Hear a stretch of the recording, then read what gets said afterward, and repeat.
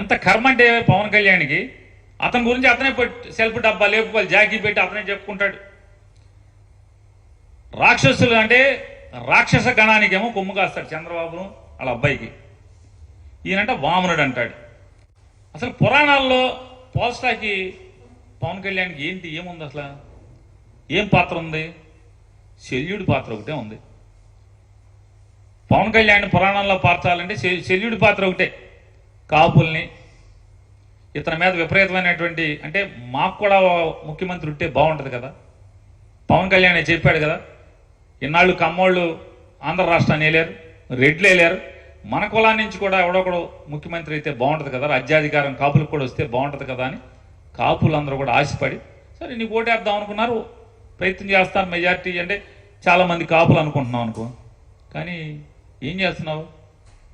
వాళ్ళందరినీ జెండా మోసే కార్యకర్తలందరూ కూడా నువ్వు కనపడితే చాలు పాపం మొన్నటిదాకా మధ్య దాకా ఇప్పుడు ఒక సంవత్సరం క్రితం వరకు సీఎం సీఎం సీఎం అని అరుస్తూ ఉండేవాళ్ళు పాపం అమాయకత్వంతో. పవన్ కళ్యాణ్ తరఫున మేము పోటీ చేస్తామని చాలామంది పరిగెట్టుకు వస్తూ ఉండేవాళ్ళు. కాపులు ఎక్కువగా ఉన్న చోట, ఎక్కడైతే కాపులు ఎక్కువగా ఉన్న ఓట్లు ఉన్న చోట అక్కడ ఎవడొకడు మేము పోటీ చేస్తామని చెప్పని. ఏం చెప్తాం మీరు? మనకు బలం లేదురా, బూత్ కమిటీలు లేవురా, గ్రామ కమిటీలు లేవురా, మనం ఎవడో నేను పోటీ చేసి ఓడిపోయామరా, మనం మీరు గెలిపించలేరురా. శల్యుడు ఎట్లా అయితే కర్ణుడికి నీరు గార్చి యుద్ధం చేయకుండా అర్జునుడు ఈరుడు సూర్యుడు నువ్వు యుద్ధం చేయలేవు, నువ్వు వేస్ట్ రా బాబు, నువ్వు సన్నాసి, మనం వేస్ట్ మన రథం ముందుకెళ్తాం అనవసరం ఇట్లాంటి అట చెప్పేవాడు.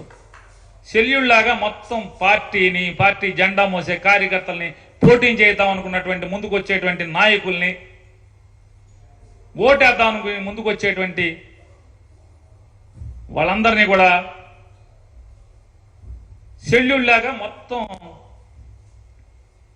నిర్వీర్యం చేస్తున్నాడు, వాళ్ళ నైరాశ్యాన్ని నింపుతున్నాడు. నువ్వు శల్యుడు అయితే వామనుడు అంటావేంటి? ఈ సెల్ఫ్ డబ్బా కదా. రాక్షస గణ నాయకుడు అయినటువంటి చంద్రబాబు లాంటి దుర్మార్గుడికి డబ్బు డబ్బు డబ్బు డబ్బు అని డబ్బు నామస్మరణ చేస్తున్నటువంటి చంద్రబాబు నాయుడు కడుపును పుట్టినటువంటి కొడుకు నీ నోటితో నువ్వు చెప్పావు. అతను దగాకోరు, దోపిడీదారు, డబ్బు డబ్బు. ఇవాళ తెలుగుదేశం కార్యకర్త అందరూ ఏడుస్తున్నారు.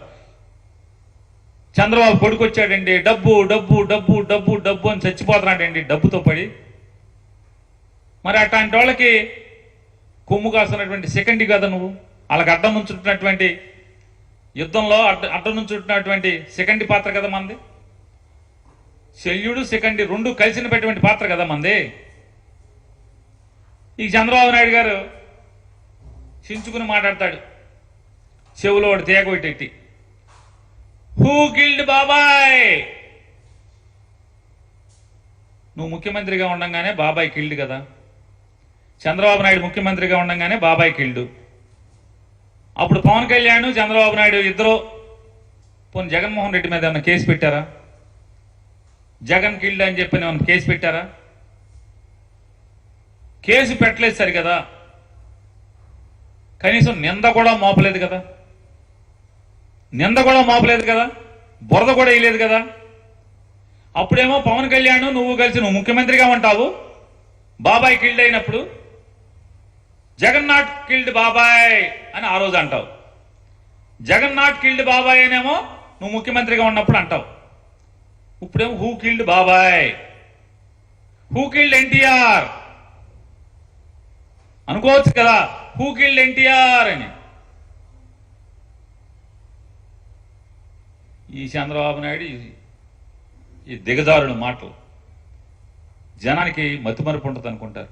ప్రతిదీ నువ్వు ముఖ్యమంత్రిగా ఉన్నప్పుడు వివేకానంద రెడ్డి గారు హత్య గావించబడితే ఆ హత్యలో దోషులు ఇవాళ నీతో తిరుగుతారా? పచ్చిగా కిరాతకంగా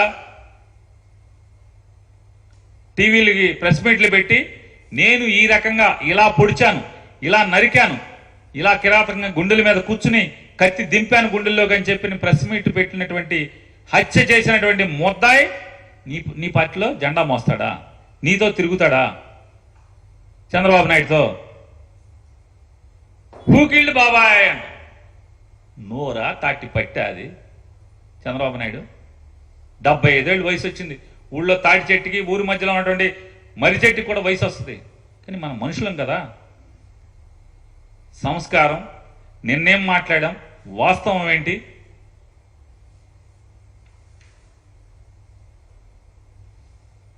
పవన్ కళ్యాణ్ గారు చెప్తాడు